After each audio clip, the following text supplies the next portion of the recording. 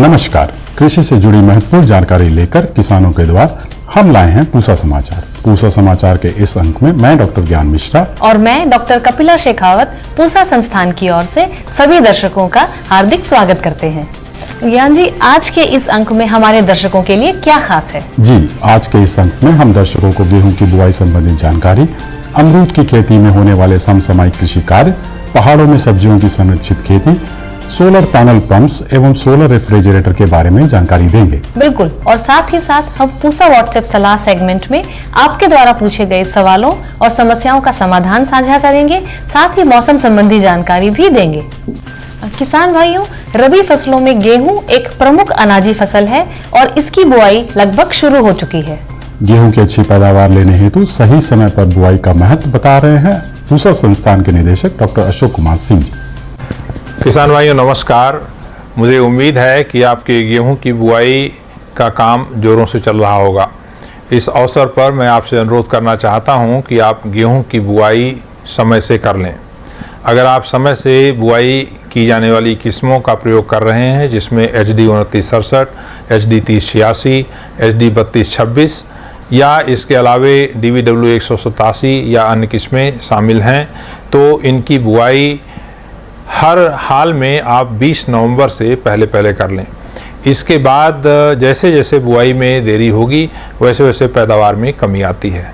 कारण ये होता है कि जब हम बुआई देर से करते हैं तो गेहूं में जब दाना भरने की अवस्था आती है उस समय कई एक बार गर्म हवाएं चलती हैं, तापक्रम बढ़ जाता है, जिसकी वजह से दाने में वजन कम रह जाता है और उसकी पैदावार घट जाती है।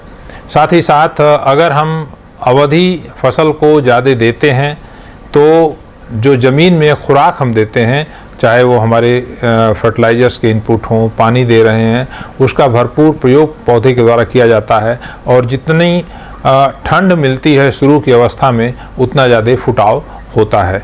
इसलिए समय से बुआई करना बहुत ज़रूरी है। उम्मीद है आप लोग इस सलाह को मानेंगे और समय से बुआई करके अधिक से अधिक पैदावार गेहूँ की लेंगे। बहुत बहुत धन्यवाद। किसान भाइयों, फलों में अमरूद एक प्रमुख लाभदायक फसल है।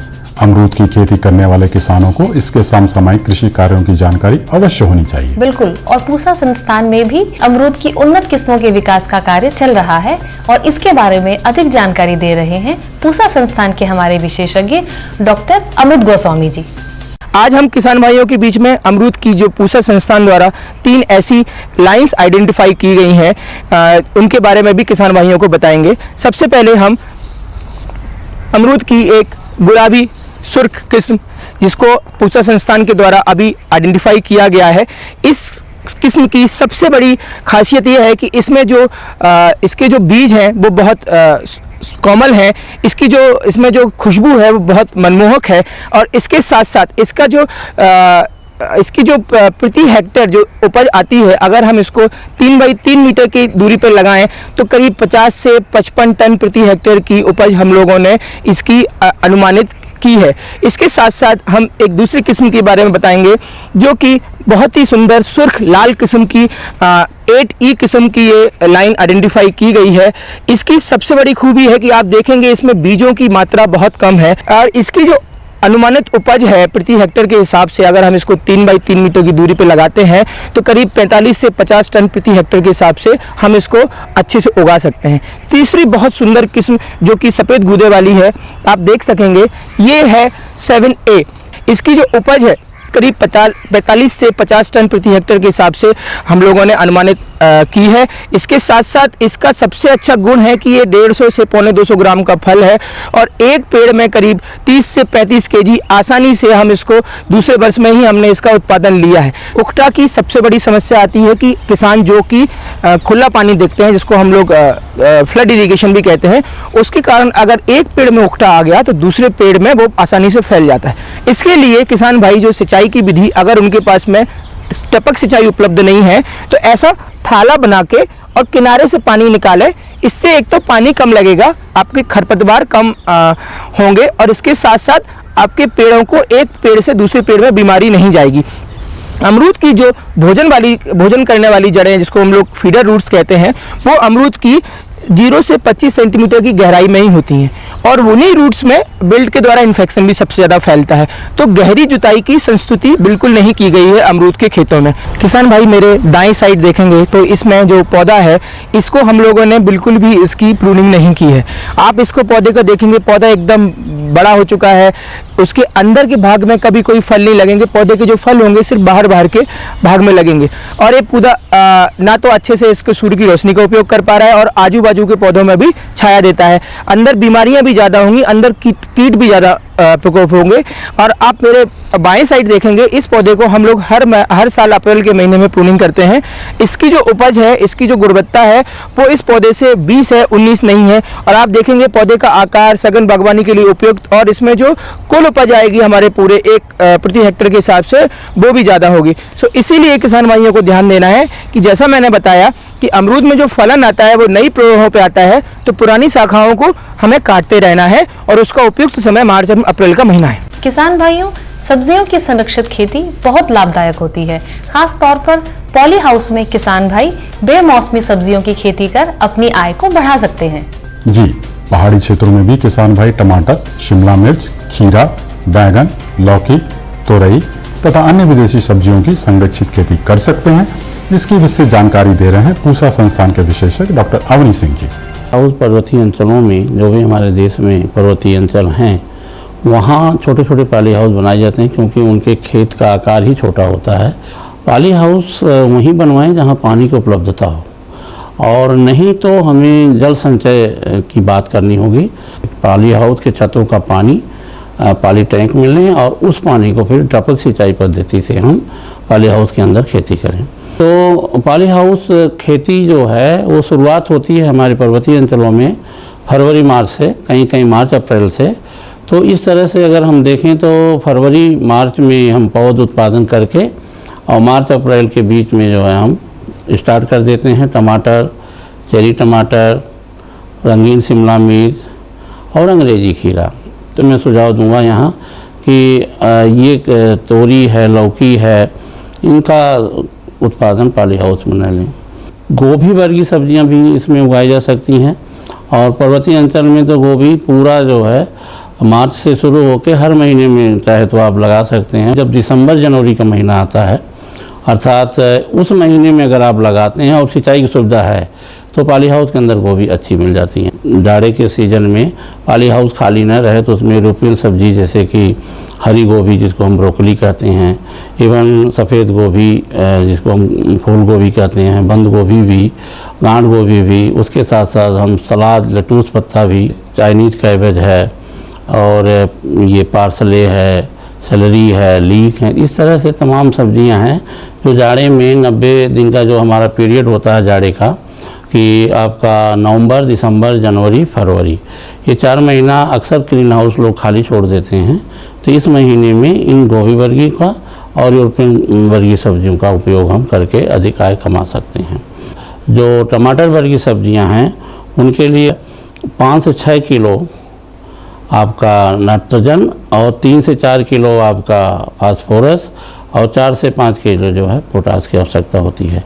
ये प्रति नाली है, 200 वर्ग मीटर के लिए ये हम बता रहे हैं। अगर आप गोभी वर्गीय सब्जियां भी लगाते हैं तो करीब 4 से 5 केजी नाइट्रोजन, 2 से 3 किलोग्राम जो है फास्फोरस और 3 से 4 किलोग्राम पोटास की संतुति की जाती है। लेकिन इसमें ध्यान देने की बात है कि जो नाइट्रोजन की आधी मात्रा और संपूर्ण मात्रा पोटास और फास्फोरस की खेत की तैयारी के समय हम मिला करके ऊंची बेड बना करके ही सब्जियों को लगाएं। तो ये जब हम जैविक खेती का बात करें, केवल जैविक उत्पादन लेना है तो गोबर की खाद का वजन हम ज़्यादा डालेंगे, जैसे कि 20 से 30 कुंटल के करीब हम डालेंगे प्रति नाली।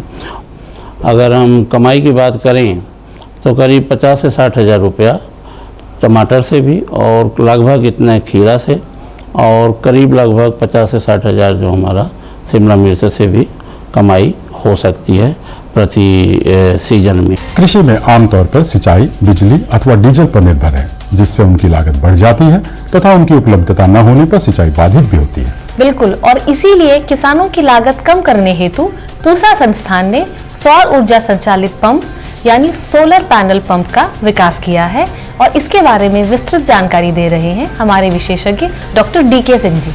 सोलर वाटर पंप सौर ऊर्जा से संचालित होता है। इस पंप के संचालन में डीजल या ग्रिड के बिजली की आवश्यकता नहीं पड़ती। यह पंप सोलर पैनल्स द्वारा बनी बिजली से चलता है। सोलर पंप का प्रयोग कुओं, तालाबों और बंधियों से सिंचाई, पशुओं के लिए पानी उपलब्ध कराने एवं अन्य कार्यों के लिए किया जा सकता है।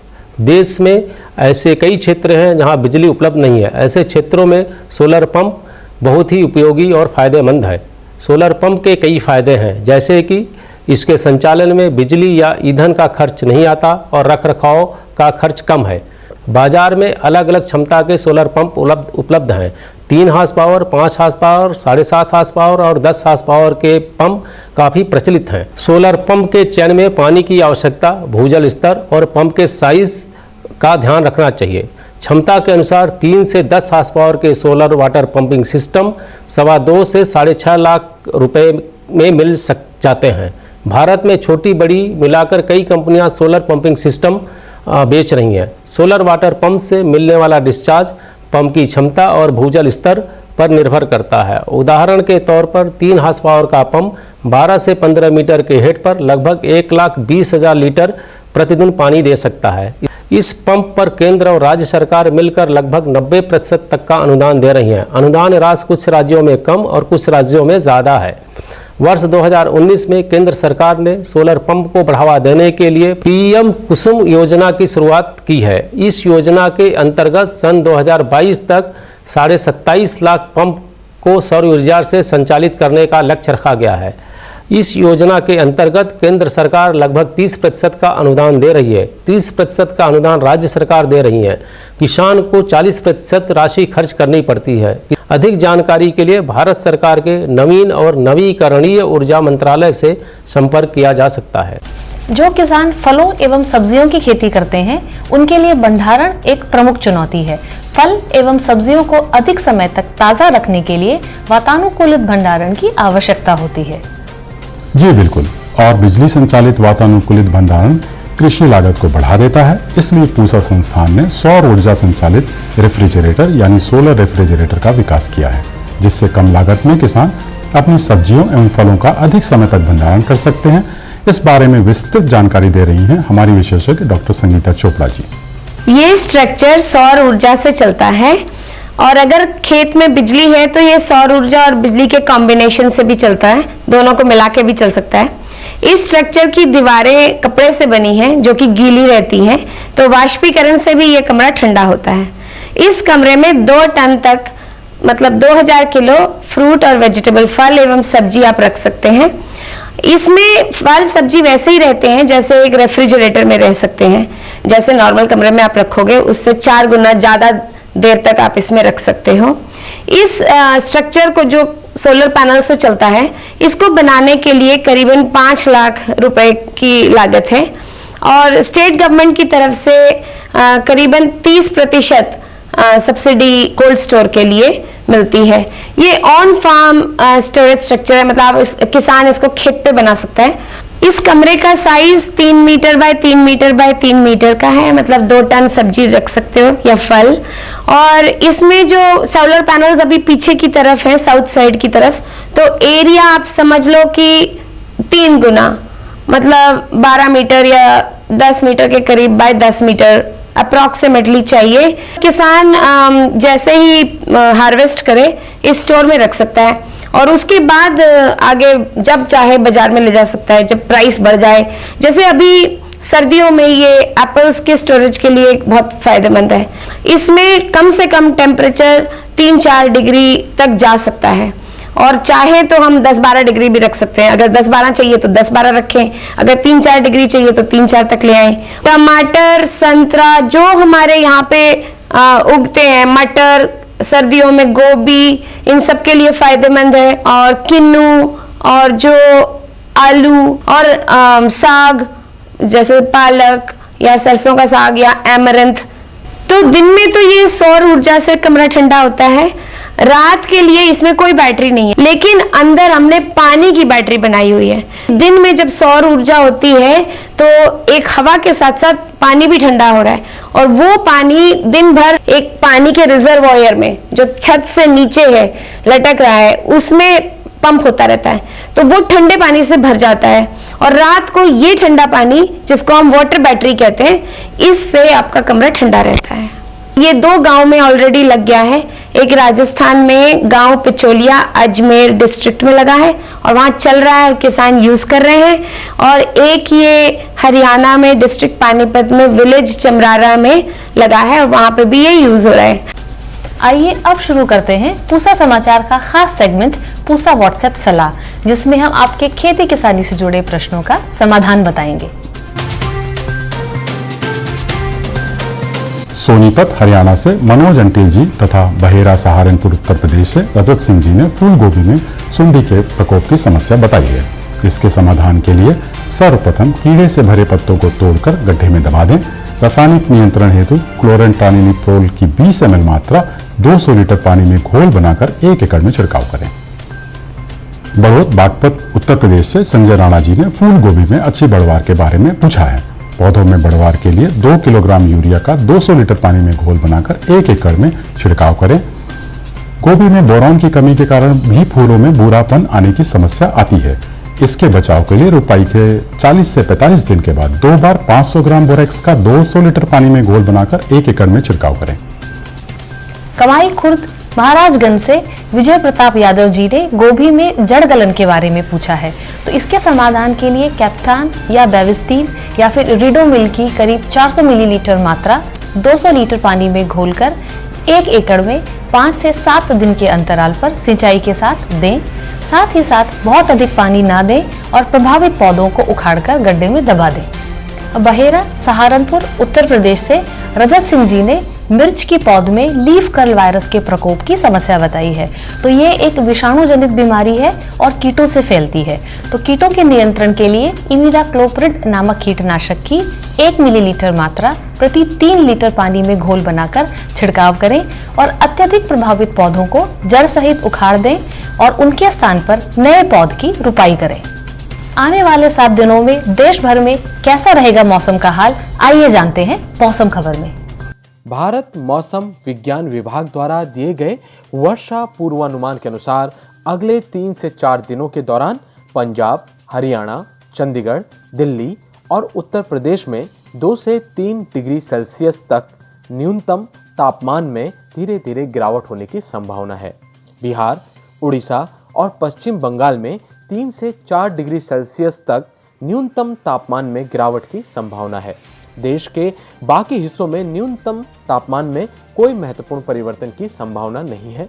अगले 4 से 5 दिनों के दौरान तमिलनाडु, केरल, पौंडीचेरी, कराईकल, अंडमान और निकोबार द्वीप समूह में अलग अलग स्थानों पर वर्षा की संभावना है। देश के शेष भागों में शुष्क मौसम की संभावना है।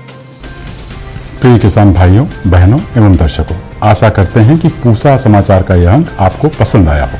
आप सभी दर्शकों से निवेदन है कि ज्यादा से ज्यादा संख्या में हमारे संस्थान के चैनल को सब्सक्राइब करें और पूसा समाचार के हर अंक का लाभ उठाएं।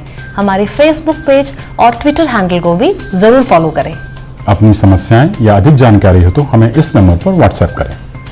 आपसे जुड़ा, आपके सवालों और समस्याओं से जुड़ा पूसा समाचार का एक नया अंक लेकर अगले शनिवार हम फिर हाजिर होंगे। तब तक दीजिए इजाजत।